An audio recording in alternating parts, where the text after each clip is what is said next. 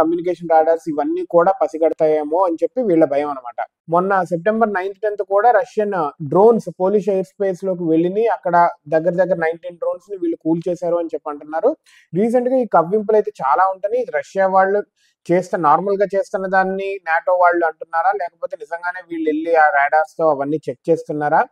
So that to check like what is the strength of the NATO air space అనేది కూడా defence, air defence ఇదంతా ఉంది కదా, దాని స్ట్రెంగ్త్ ఎంత ఉంది, దాని కమ్యూనికేషన్ లెవెల్స్ ఎంత బాగున్నాయని రష్యా వాళ్ళు చెక్ చేస్తున్నారా, లేకపోతే కావాలని జస్ట్ కవ్వింపుల్లాగా ట్రై చేస్తున్నారా, లేదంటే వీళ్ళే నాటో వాళ్ళు రష్యా మీద అటాక్ చేయడానికి ప్లాన్ లో ఇదిగో వీళ్ళు ఇలా చేశారు అలా చేశారు అని చెప్పి వీళ్ళు అబద్ధాలు చెప్తున్నారా ఏదనే చూడాలి.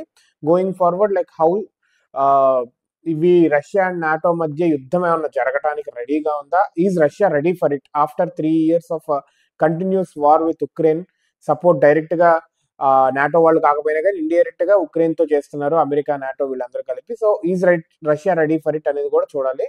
Let us see. లైక్ ఇది పెరగకూడదు, తగ్గిపోవడానికి ఉండాలి. But who is right, who is wrong అనేది యుద్ధంలో గెలిచిన తర్వాత ఉంటది. వాళ్ళు తప్పున్నోళ్ళు గెలిస్తే వాళ్ళు they will write the history as we know that. So let us see how it goes.